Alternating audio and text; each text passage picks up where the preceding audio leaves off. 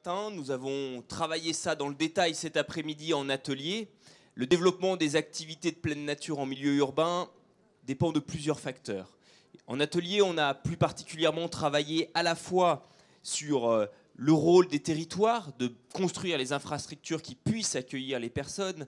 A été soulevée entre autres la question de l'animation de ces structures, et certains qui ont construit des infrastructures qui répondent aux attentes des clientèles et qui répondent aussi aux attentes des associations, des clubs en présence, de manière à ce qu'elles puissent se les approprier et amener de plus en plus de pratiquants à les utiliser au quotidien pour pouvoir, on l'a vu ce matin, avoir une pratique encadrée, mais aussi une pratique de plus en plus libre, voire une pratique autonome. Deuxième élément vu sur l'autre table ronde, vraiment la question aussi de l'événementiel, la création et la création d'événements qui permettent de sensibiliser, de promouvoir des pratiques de manière à créer, susciter des vocations auprès de publics peut-être plus néophytes et les faire venir petit à petit à une pratique quotidienne des activités de pleine nature en milieu urbain. Mais il est un défi aussi important pour nos grandes agglomérations, de manière à s'assurer que la pratique perdure, que la pratique se développe dans les villes. C'est aussi la question de l'environnement, de la qualité de l'air pour la pratique. C'est aussi quelque chose, c'est pas un débat qu'on va démarrer aujourd'hui, je vous rassure. Peut-on faire du sport dans des grandes agglomérations qui sont parfois un petit peu encombrées dans l'atmosphère, mais il y a un gros travail qui est fait à la fois par les acteurs du territoire, à la fois par les équipementiers, par les associations, sur le développement des mobilités. Le développement des mobilités qui va passer par le développement des produits, des outils de mobilité, mais également par les aménagements. Aujourd'hui, comment contribuer à la construction d'une ville qui est accessible à tous, à l'aménagement d'espaces publics qui soient confortables et attractifs, à un partage de la voirie plus équilibré entre les différents modes de transport et à la réalisation de traversées et cheminements piétons lisibles et sécurisés. Tel est le défi aussi de nos territoires, quand on va essayer peut-être pas de solver, mais en tout cas de trouver les premières pistes de réflexion. En effet, la ville aujourd'hui se consomme et se vit à pied, à vélo, en roller, avec plein d'autres modes de transport dont on va discuter tout de suite. Je vais demander à Camille Thomé de me rejoindre sur scène. Elle est directrice de Vélo et Territoire, un réseau de collectivités mobilisées dans une dynamique collégiale pour construire la France à vélo de 2030. C'est bien ça ? Oui, c'est ça. Enfin, c'est l'ambition. Il faut se fixer des ambitions pour réussir à parvenir à quelque chose. Alors, j'essaie de m'y retrouver dans cette histoire et je mets mes mouchoirs pas loin parce que voilà, il y a des petits virus dans l'air.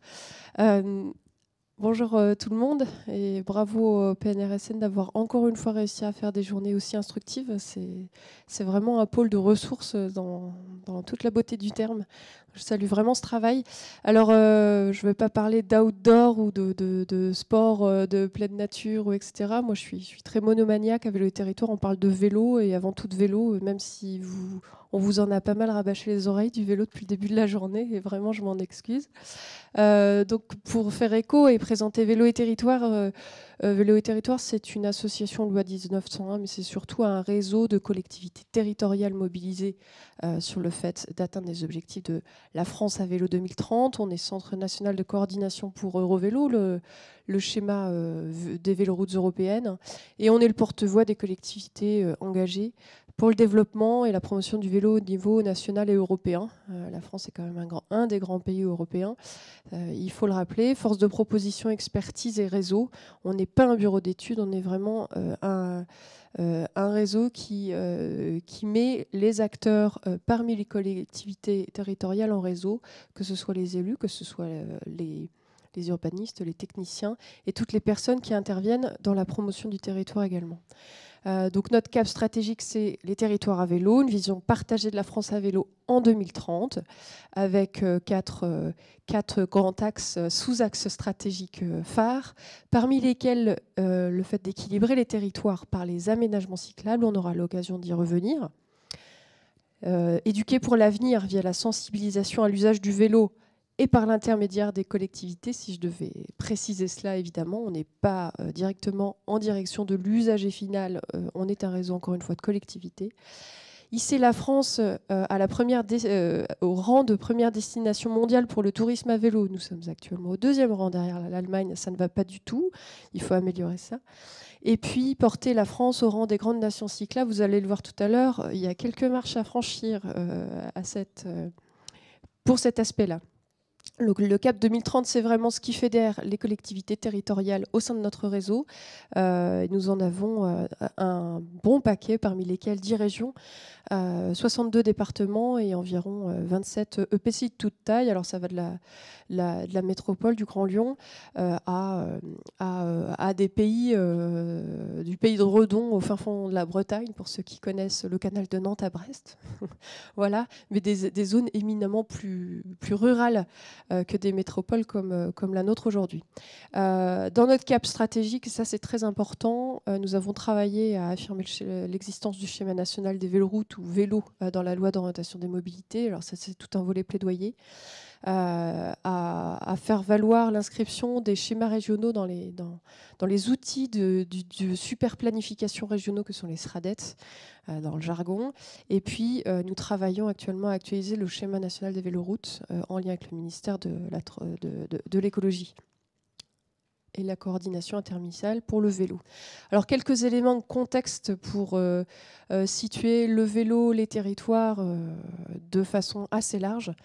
Il faut savoir que l'usage du vélo au quotidien en Europe, on est autour de parts modales situées en moyenne sur du 3%, ce qui est à peu près la France. Mais au rang des pays cyclables européens, la France, elle est 20e. Voilà. 20e, c'est pas très glorieux. Et la bonne nouvelle, c'est qu'on a des marges de progrès qui sont gigantesques à franchir. Voilà. Alors ces marges de progrès gigantesques à franchir, il faut avoir quelques caps pour l'action pour ce faire. Et le cap pour l'action qui serait fixé au niveau de l'Union européenne, c'est également l'année 2030. Alors l'EU Cycling Strategy qui est proposé par l'European Cyclist Federation à Bruxelles, donc l'instance de lobbying vélo européen auprès des instances européennes, c'est tout d'abord faire du vélo un partenaire équivalent aux autres modes dans le système de mobilité.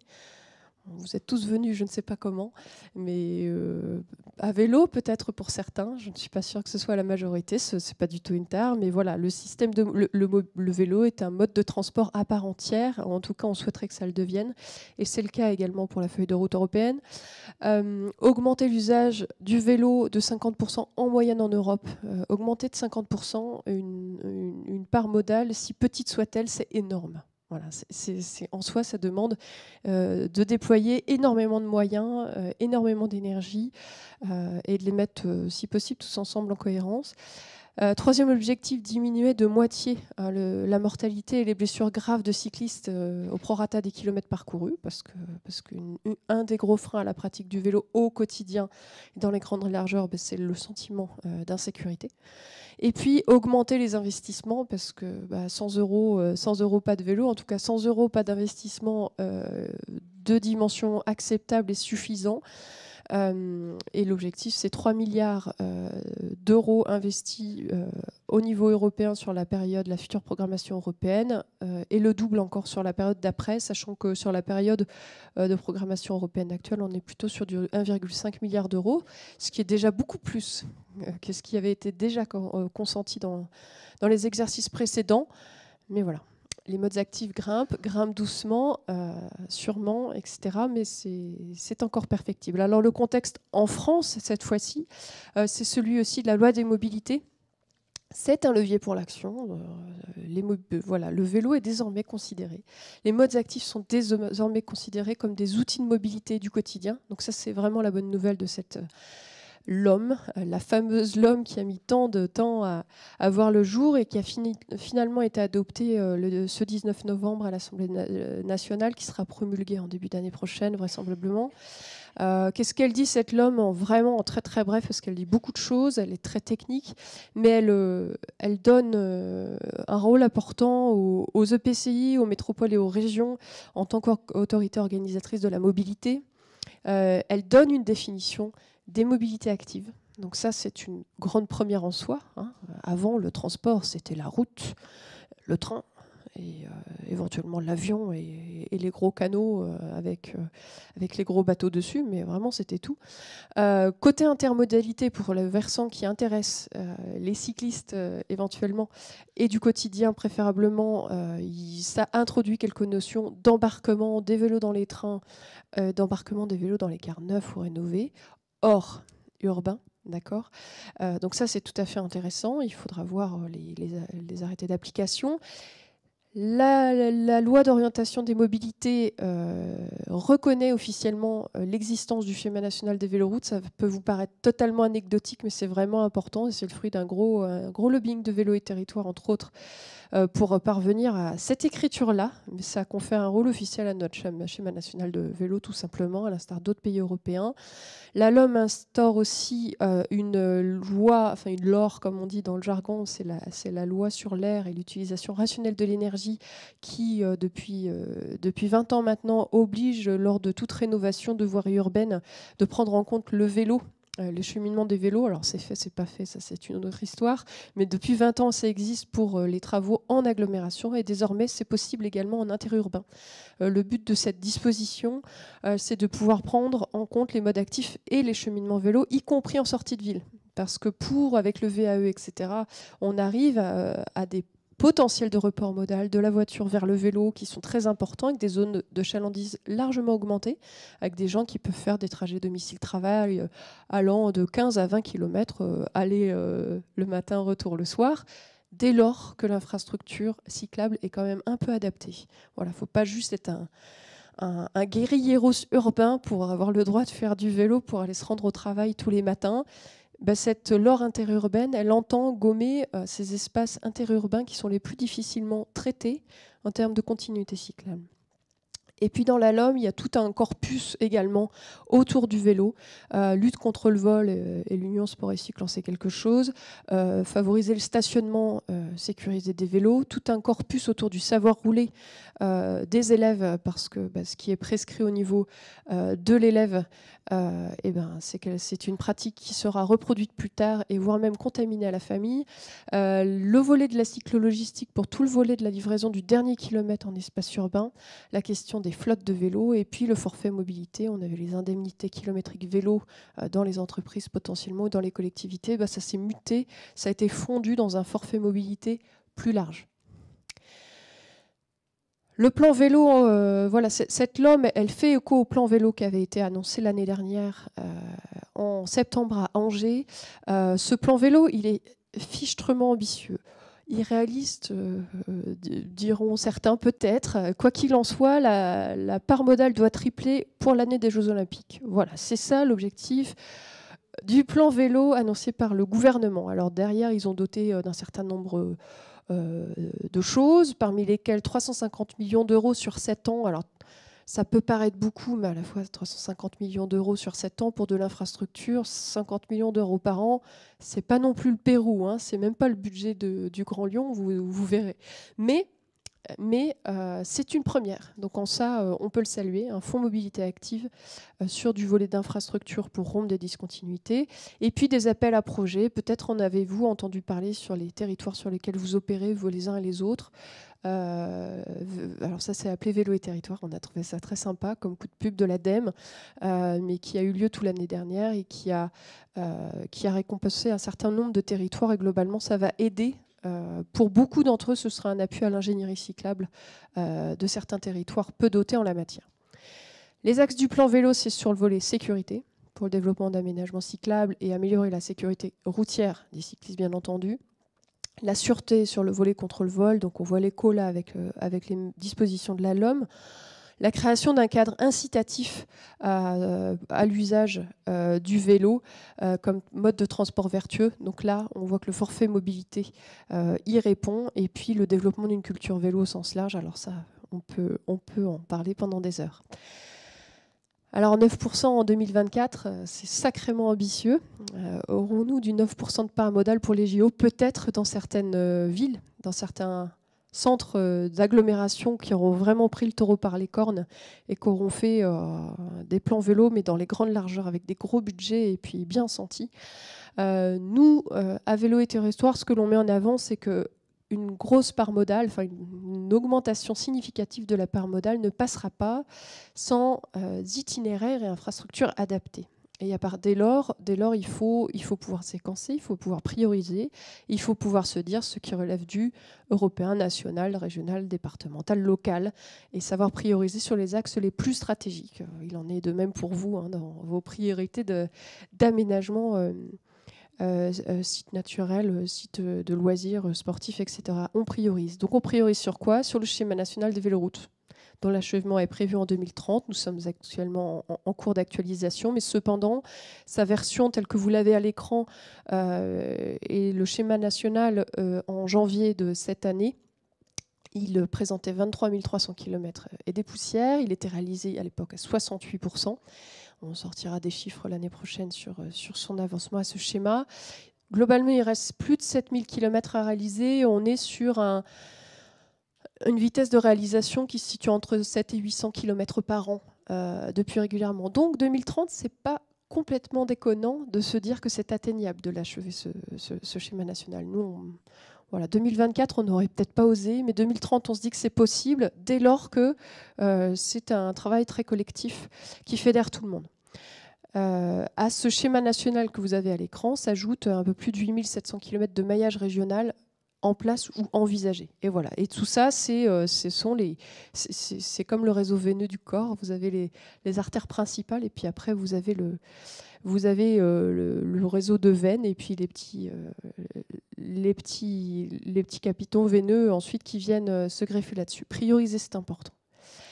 Alors 9% en 2024 toujours, qu'est-ce que ça signifie? Encore une fois pour Vélo et Territoire, ça va passer par de l'infrastructure adaptée. La véloroute pour nous, la véloroute c'est quelque chose qui est un itinéraire cyclable qui va de A à B de façon continue, lisible et sécurisée.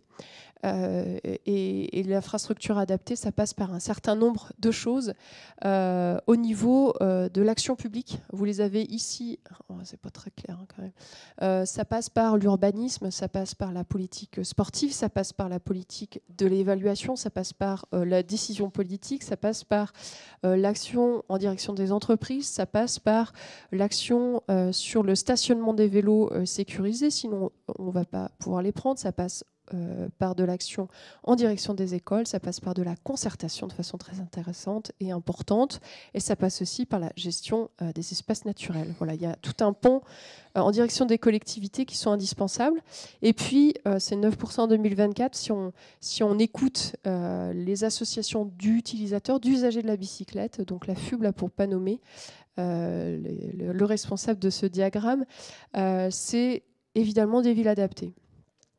Adapté à un système vélo d'ensemble. Donc ça reprend grosso modo ce que Vélo et Territoire met en avant à poser au système d'une véloroute. Qu'est-ce qui compose une véloroute? Voilà, l'utilisateur, lui, l'usager cycliste, veut des villes adaptées. Ça ne veut pas dire des villes 100% stricto vélo. Une ville adaptée au cycle, c'est également une ville adaptée aux modes actifs et éventuellement qui fait la part un peu moins belle aux motorisés individuels en tout cas. Alors il y a quelques bonnes nouvelles, c'est que les effets commencent à se faire ressentir et les politiques cyclables globalement se renforcent. Alors comment je peux vous dire ça? Parce qu'il y a des chiffres qui nous le disent et qui nous l'attestent. Donc voilà, c'est pas un épiphénomène, c'est un phénomène, c'est réel.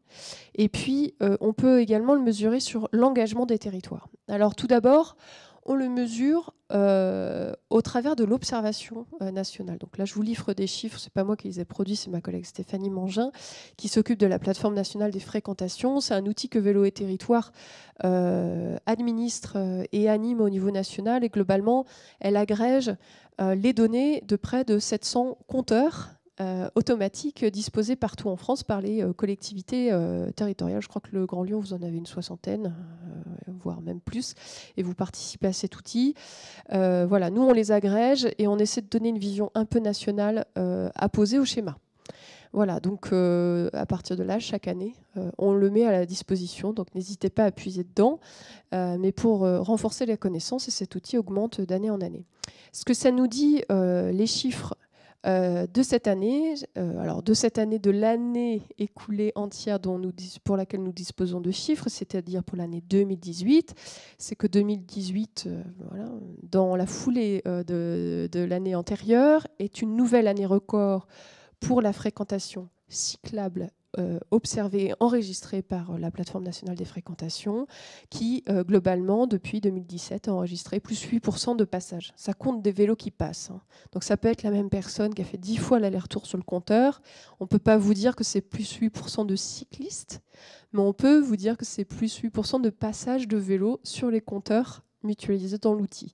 C'est quand même révélateur, a priori, d'une augmentation, sinon du nombre de pratiquants, au moins de la pratique en général. Et ce que l'on observe, parce que cet outil, nous le tenons depuis 2013, c'est que depuis 2013, on est à plus 20% à échantillons comparables.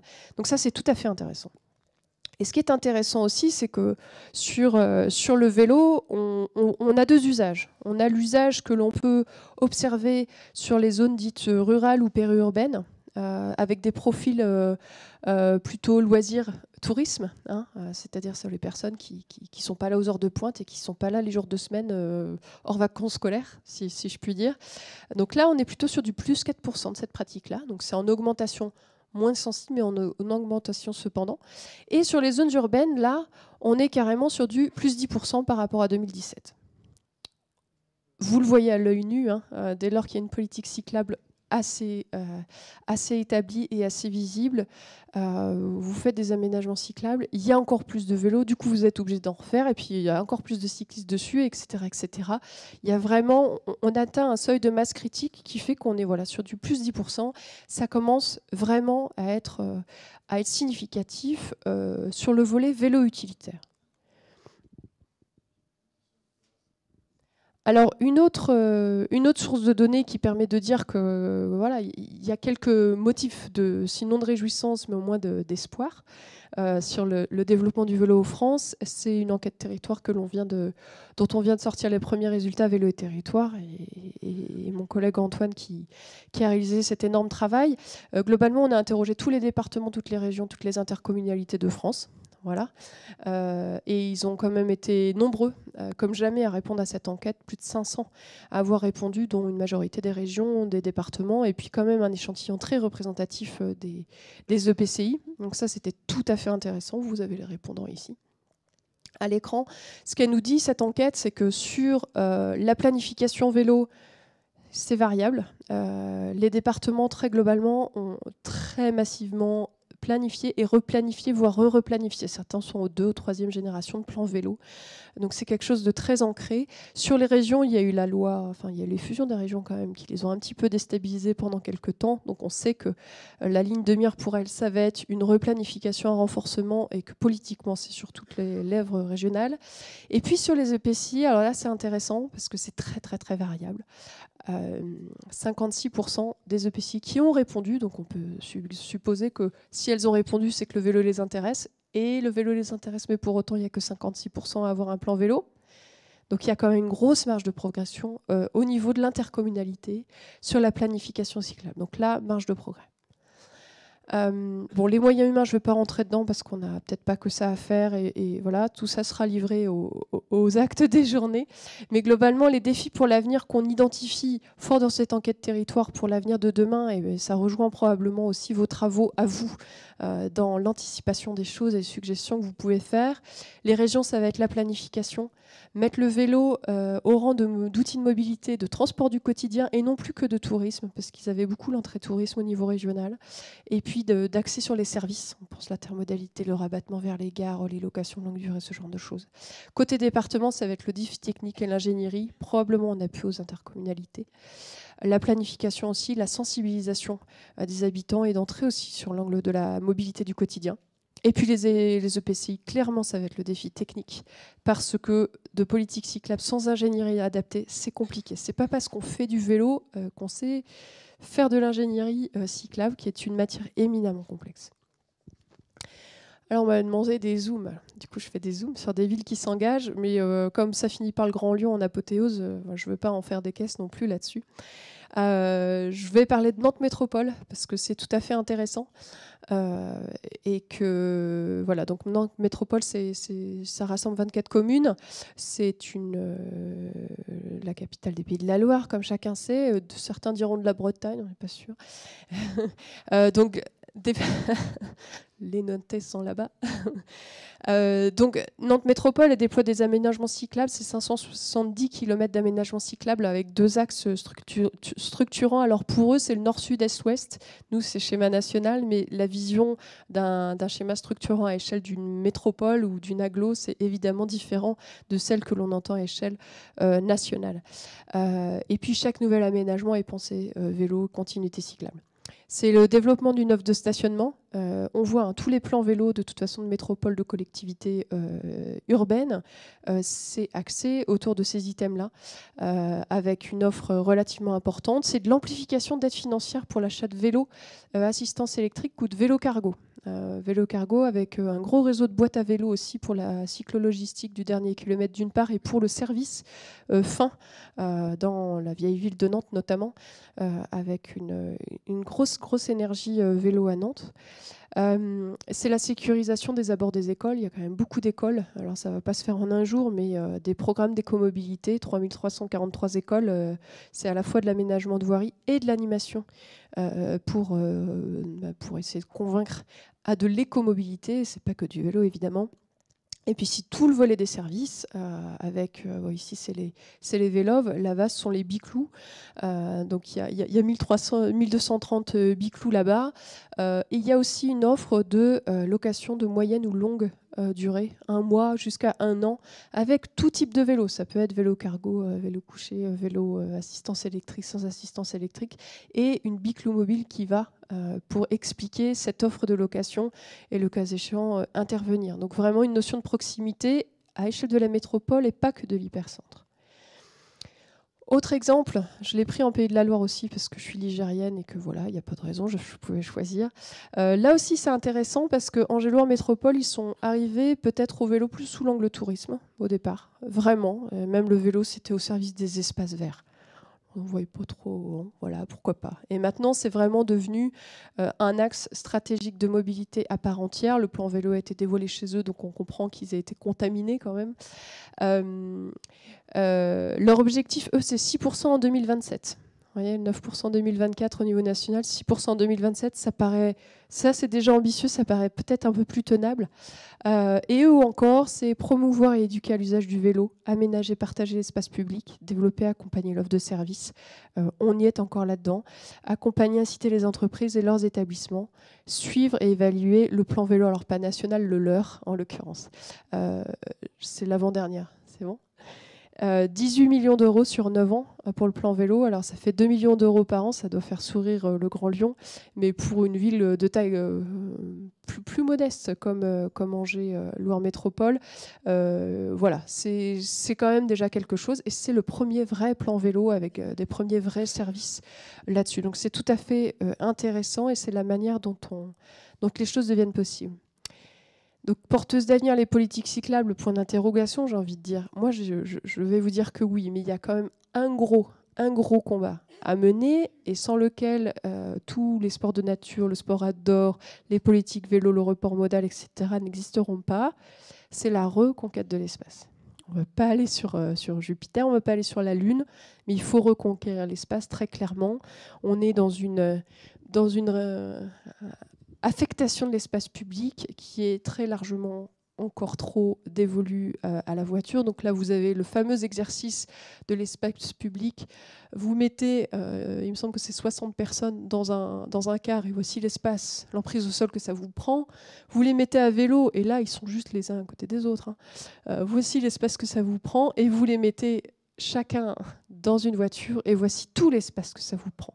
Et si demain, et j'avais vu une fois une image, j'aurais aimé vous la retrouver, je ne l'ai pas retrouvée, mais si vous rajoutez des voitures autonomes dans ce petit mix, vous pouvez rallonger la file de voitures d'au moins de moitié. Parce que les voitures autonomes, plutôt que de chercher une place, conduiront toutes seules en vous attendant au sortir de votre rendez-vous. Donc ce n'est pas l'avenir, très, très honnêtement. Donc la reconquête de l'espace, ça va être pour l'avenir du vélo en France. Merci beaucoup Camille. On peut l'applaudir. Restez avec nous parce je pense qu'on a quelques questions pour vous. Je vous laisse vous asseoir. On va accueillir chaleureusement Christelle Famille. Vous pouvez l'applaudir aussi. Christelle, vous êtes chef de projet mobilité au Grand Lyon et vous allez nous présenter le projet du Grand Lyon. En attendant, je me présente, donc Christelle Famille, je travaille à la métropole de Lyon. Je vous remercie pour cette invitation parce que moi je travaille donc au service voirie mobilité urbaine, donc vraiment sur les questions de pratique donc de la marche et du vélo parce que c'est ma spécialité, mais pour le quotidien,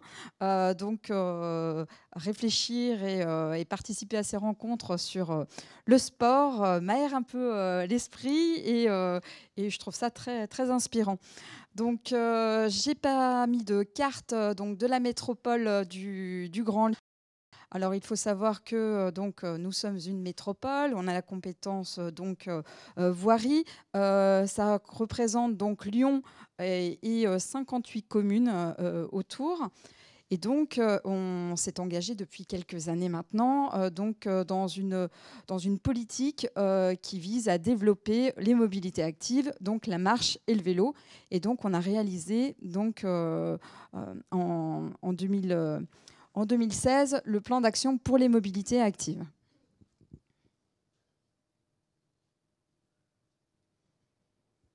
Donc ça, je vais passer vite parce que évidemment, vous connaissez tous les enjeux des modes actifs. Alors non seulement c'est une réponse aux différents enjeux environnementaux qui concernent tout le monde, mais encore plus les villes très, très peuplées et très denses en matière de circulation. Donc c'est amener les gens à pratiquer le vélo et la marche au quotidien. C'est également une réponse à des enjeux de santé publique. Sans oublier tout ce qui concerne l'équité et la cohésion sociale, parce que évidemment, à la fois pratiquer la marche et le vélo, c'est économe, ça peut être pratiqué par tous ou presque. Et pour la marche, on a des enjeux évidemment liés au vieillissement de la population et comment on rend notre ville praticable pour tous. Et on adapte donc nos villes à une population de plus en plus vieillissante. Donc, le fait d'améliorer les modes actifs, ça permet aussi d'améliorer le cadre de vie et l'image de la ville, parce que les gens qui pratiquent la marche au quotidien et également le vélo sont plus zen, prennent plus le temps d'apprécier leur ville. Donc il y a tout un état de contemplation, même si c'est la pratique du quotidien. Et en dernier point, donc c'est un levier d'optimisation et de rationalisation des dépenses publiques, parce que évidemment, c'est plus faiblement consommation d'espace public et plus faible coût d'investissement que d'autres modes de déplacement.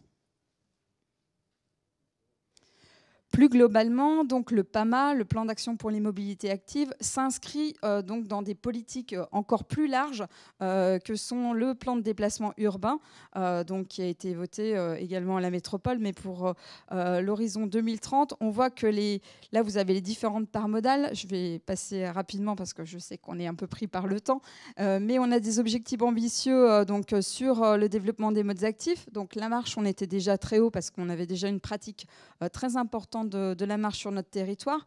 Mais donc sur le vélo, on vise vraiment donc, une très forte augmentation donc du trafic de cyclistes sur la métropole. La métropole est également en train de construire son plan santé-environnement qui fait donc une part belle donc, au développement des modes actifs. Pour rentrer dans le concret, les modes actifs, et pour construire une politique, on va dire, globale, donc on a choisi donc de mettre en œuvre 3 volets d'action. Donc, tout d'abord, un volet concernant les infrastructures, où on vise vraiment un changement de braquet, avec pour ce mandat plus de 400 projets qui visent une amélioration donc, de la pratique de la marche et du vélo, et 160 millions d'euros. Pour la marche, donc, ça concerne évidemment tous les petits travaux du quotidien où on incite les services par différents référentiels et différentes chartes donc à pratiquer des travaux qui sont adaptés donc, à la pratique de la marche et au plaisir de flâner en ville, mais également des travaux de sécurisation, que ce soit par des avancées de trottoirs, donc l'augmentation des largeurs de trottoirs, mais également tout ce qui est confort, la végétalisation, la pose de bancs, d'espaces de respiration pour permettre aux différentes personnes qui se déplacent et qui ont besoin de temps d'arrêt de trouver ces lieux.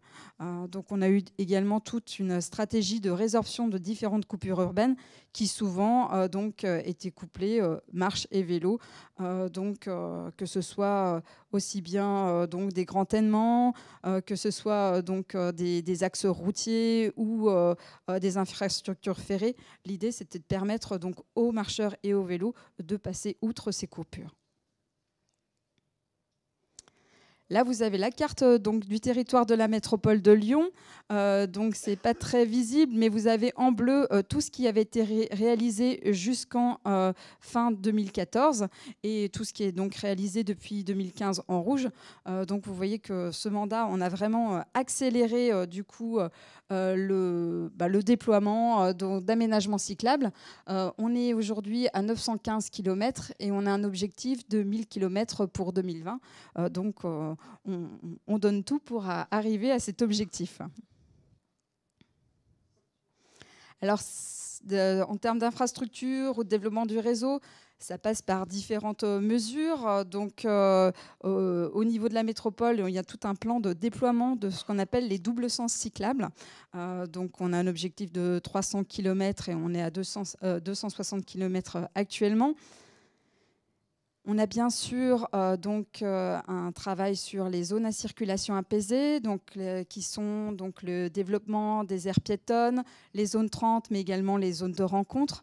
Donc on a également un objectif important sur ces thématiques, parce que quand on apaise la circulation en ville, évidemment, on crée des espaces plus propices à la pratique de la marche et du vélo, et donc les gens se mettent plus facilement à pratiquer du coup ces 2 modes de transport.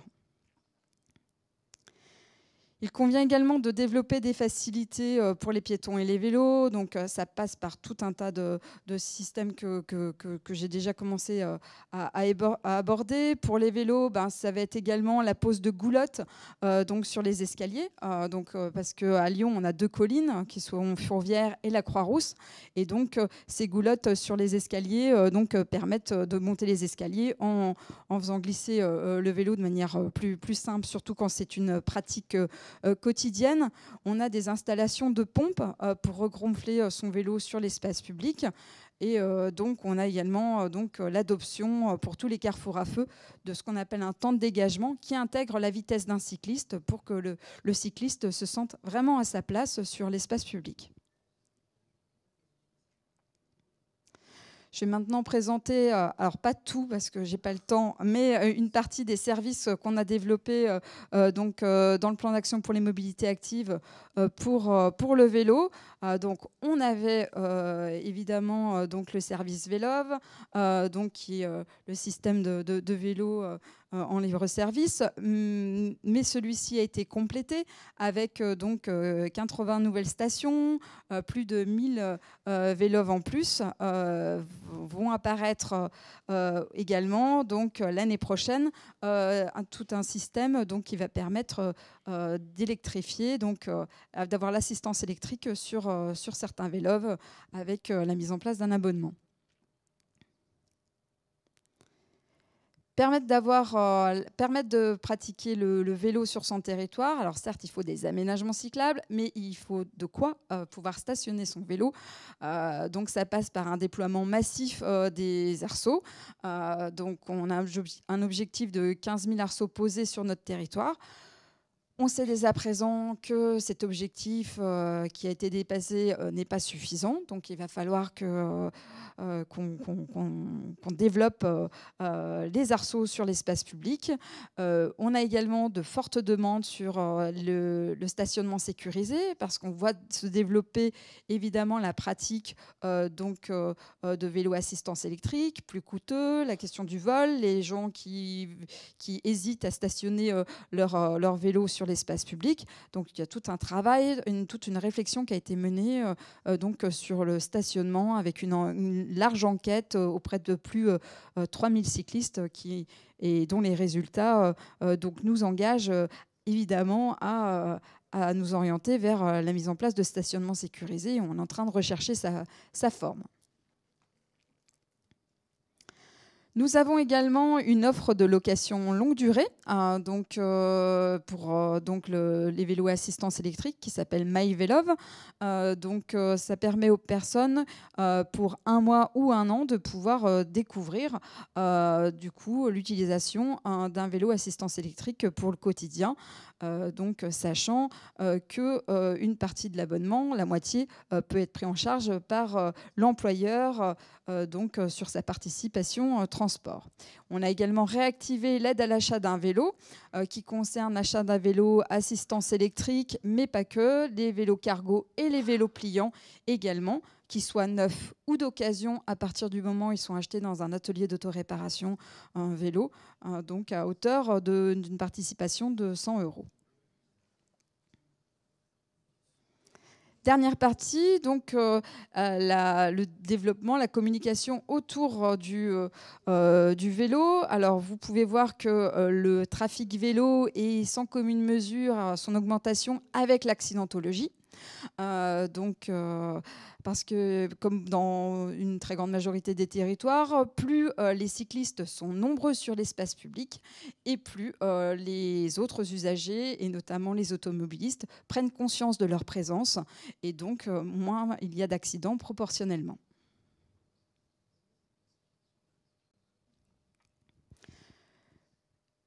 On a également tout un travail avec le réseau associatif qui est très dense au niveau de la métropole pour mettre en place différentes actions pour inciter les personnes à se mettre au vélo ou à la marche. Donc, il y a tout le système des pédibus pour les écoles, mais il y a également des cours de vélo-école qui sont donnés à destination de personnes adultes qui n'ont pas eu la chance d'apprendre dans leur jeunesse à faire du vélo, ou tout simplement des personnes qui ont appris mais qui n'osent pas en faire en ville.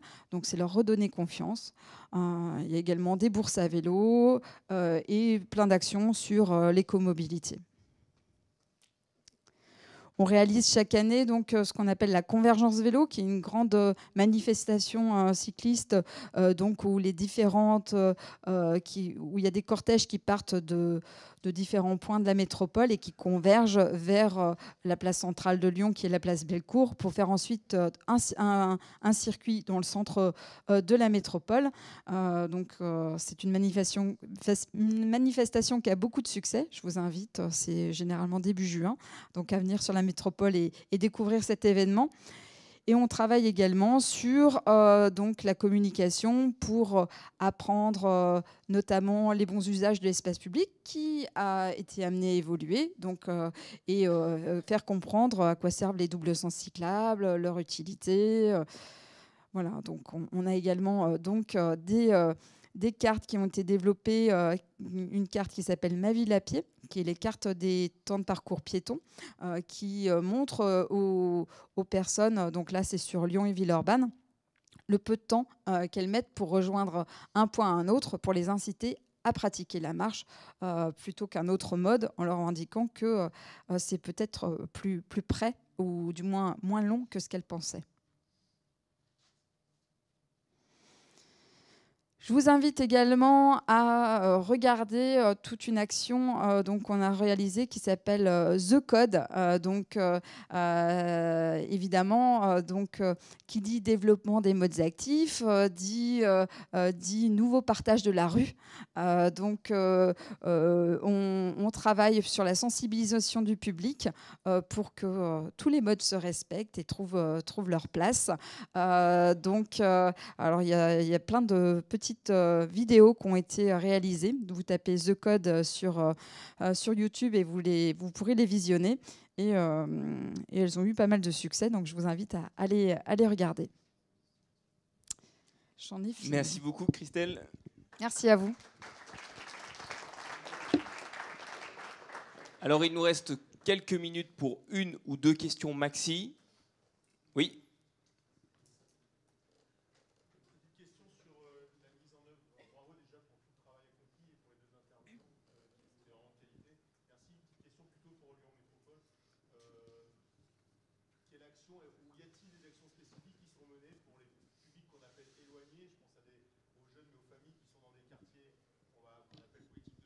Très bonne question.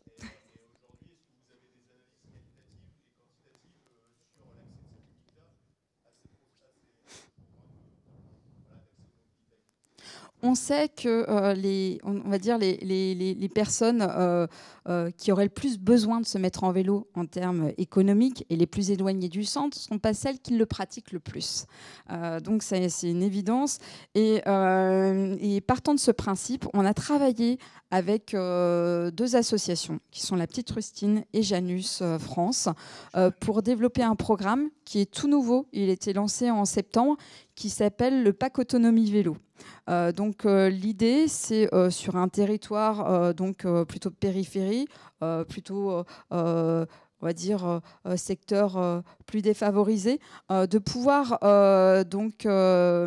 prendre des personnes qui sont en difficulté et vraiment de les rendre complètement autonomes vis-à-vis du vélo. Alors ça se passe en plusieurs temps. La première, c'est du coup ces personnes, on leur fournit un vélo qui est un vélo à réparer. Elles viennent dans les ateliers, elles apprennent à réparer le vélo parce que le but, c'est pas de leur fournir un vélo et que derrière, dès qu'il est crevé ou dès qu'il y a un problème, il soit mis de côté et il soit pas géré.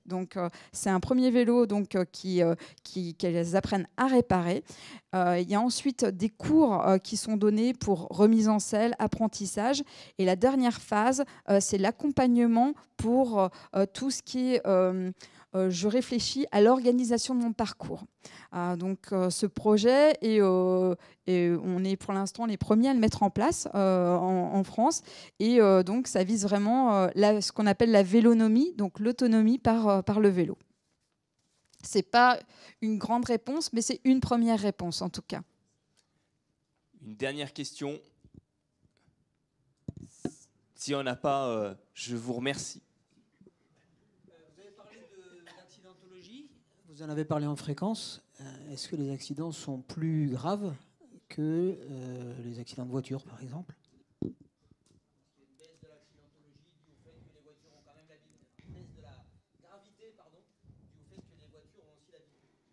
Alors, en termes de morts, on va dire, on n'a pas plus de morts.